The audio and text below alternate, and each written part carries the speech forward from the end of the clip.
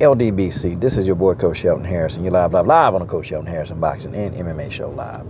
Okay, folks, I want to talk about Leslie Smith. I have a lot of respect for Leslie Smith. And right now, Leslie Smith, she's been really working and fighting very hard to get, fighters, not just women, but men too. She's been working really hard to get a union started, so that the UFC can recognize certain things that she's getting sick and tired of. So Leslie started working with the organization called the Professional Fighters Association, okay? She started working with them to help organize a union so the fighters can actually have a voice when it's contract negotiation time. Because the contracts, I've read 6 of those contracts, and I'm going to tell you, those contracts are ironclad. Like, I'm going to tell you some stuff that blew my mind. Okay, and I got to give a shout out to Bullet Co for this. Look, one of these contracts blew my mind. One page was devoted to video games, okay? I didn't even know that these fighters on some of the video games, some of the moves, man, they can't even use all the moves because the fighters can actually say that, these moves are their moves and they can actually come back and get royalties off of certain moves. Like if you ever play EA Sports UFC, and when you go from fighter to fighter, like the moves, they really seem generic. Like, I played the game, and you can get like a fighter that got bad striking, in real life. They can become strikers. The moves are very generic. Everybody's got basically the same moves, okay? They're very generic. And they're not going to patent any moves because these fighters can actually say that these are their moves. That's what they do. See, man, the contracts are ironclad. And Leslie Smith, looking at these contracts, she's like, well, dang, with these contracts, it's like you sign, that's it. You sign and that's it. It ain't no negotiating. They give you the contract and you sign it. You're not finna talk to them like, hey, I want to make this much. Can I get a little bit more here? Nope. When the UFC present these fighters with these contracts, they just lay it out. That's it. Okay? Then I think maybe your Conor McGregor's or maybe even your Ronda Rousey's, I think maybe they can negotiate a little bit. But from the contracts that I read, man, they ain't trying to negotiate nothing. Look, this is what they're going to pay you. That's what you get. And that's just the way that is. But, also, too, man, they talked about merchandise, man. Like, it's kind of crazy, man, because I looked at 20 UFC fights, and I looked at, what these fights made. Okay? First of all, these fights, man, when they do like a UFC 205 and 203 and these fights, they making money hand over fist. Look, man, at UFC 205, the gate alone made $17 million. You know that they only paid the fighters $7.5 million. So think about it. You have a gate that pays $7.5 million. Okay, I'm sorry. You paid your fighter $7.5 million. Okay, that's not even talking about the pay-per-views, the merchandise sales, the video game that's coming out, all of that stuff that's coming out. The UFC making so much money, man. It's ridiculous. And they can just take what the money at the gate, and literally they can pay the fight. Because see what they do, they actually know about what the gate's gonna make. They already know. They kind of know exactly like what that gate's gonna make. And so when the contracts are negotiated, they've got a forecaster, a person to predict, how much money that they predict that this fight will make. It's pretty unique how the UFC do it, man. And they got everything covered on every single end, man. It's kind of crazy. And so that's how they come up with the fighter's salary.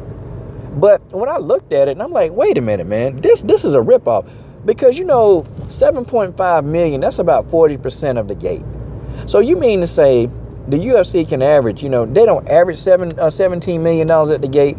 They average about $11 million at the gate. They can pay their fighters roughly about 40% of the gate. And I started noticing, I'm like, wait a minute.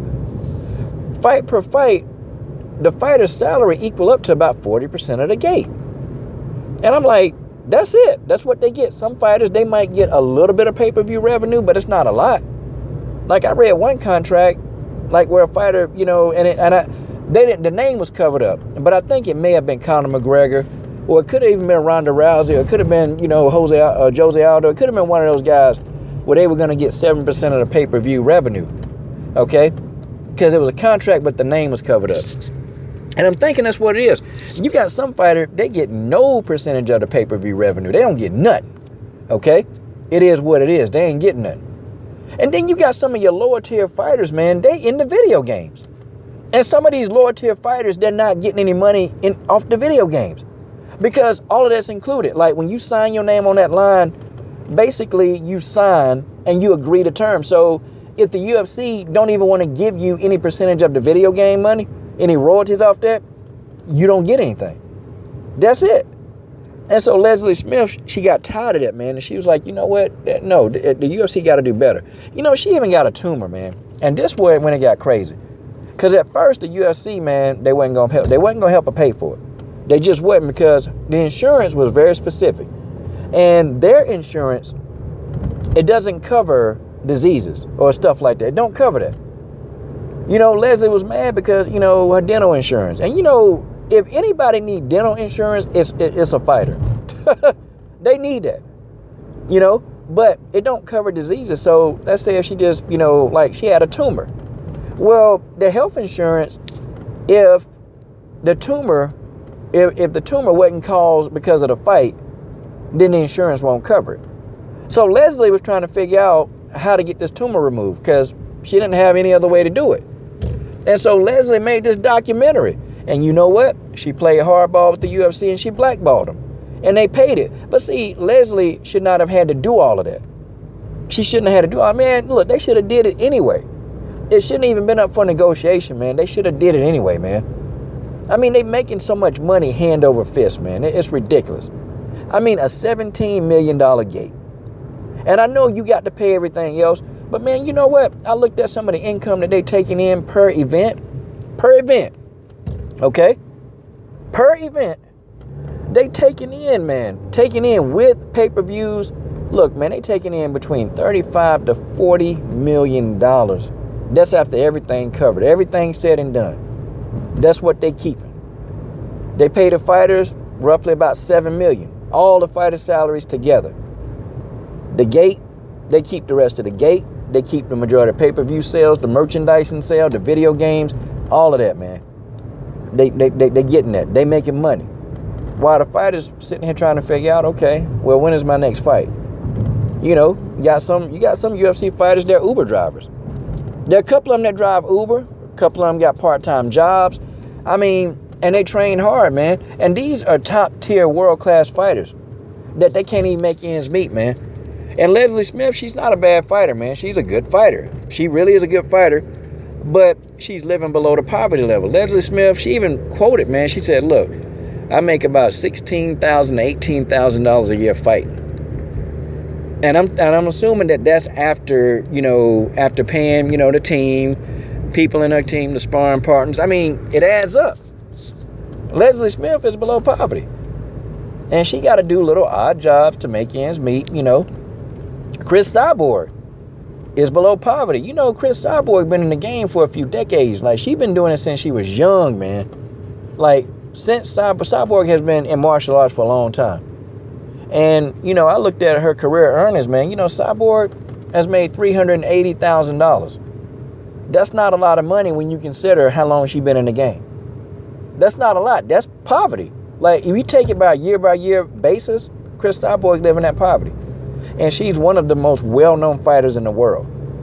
See, how does Chris Cyborg make $2,500 along with Lena Landsberg? How do they both make the same salary? I mean, I'm gonna be honest with you. I didn't know much about Lena Landsberg. I know she did Muay Thai because I saw her fight against Antonina and Valentina Shevchenko. I saw her fight against them, but actually, had I not watched those Muay Thai matchups, I wouldn't have known who she was. That's just the way that is. I would have never known who she was had I not watched those Muay Thai matchups. I'm just saying. I wouldn't have known who she was. But she made the same thing as Chris Cyborg. But I mean, I mean, they didn't think that Cyborg deserved a lion's share of that purse. No, they gave it to Roy Nelson. PG-13 channel, Fat Butt. They paid him. They paid him nicely. He got a six-figure income that night. But ain't nobody coming to see no Roy Nelson. They coming to see Cyborg. She's Brazilian. I don't understand why her purse was only $2,500, y'all. Not $25,000. $2,500 is what she made. What is she supposed to do with that, man? Piss on it? And you know, after she done paid everybody, Chris Cyborg roughly probably get to keep $1,000 in her pocket. For all that work, for all that, you know, I mean, killing herself to make weight. Literally killing herself, man. And she about almost passed out and collapsed trying to make it 100 to 140 pounds to fight Lena Landsberg. I mean, come on, man. Come on.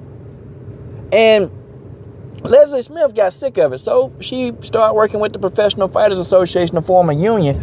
But see, they fell out because this idiot, Leslie, you know, thought that the dude, Jeff Boris, was going to keep everything confidential.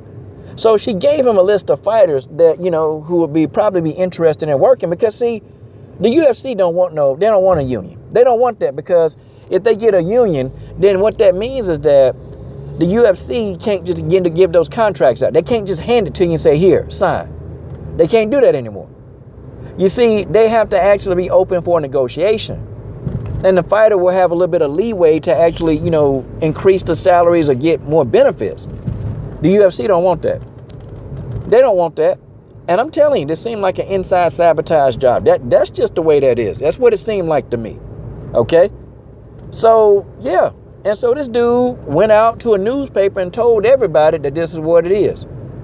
So now you got to imagine the spot that Leslie Smith in. Because many of these fighters, they really don't want people to know that this is how they feel because they're scared for their job security at the UFC. Because, you know, they cut people all the time. And the UFC, they don't care. They'll cut you. So Leslie Smith is in a bind, so she said, I ain't working with him no more. She done. But it was a bad thing to do, man. It was a bad thing for this guy to just come out and really give all these names like that, man, because it makes her look stupid. But she said she's going to get out of that organization and try to, you know, do something else to try to form a union. But, you know, I'm going to try to have Leslie on the show. I'm trying to get on the show. Her and I, we've been kind of just talking back and forth, but I'm trying to get on the show, man. So I really want her to just tell everybody what the deal is. This is your boy, Coach Shelton Harrison. I'm done.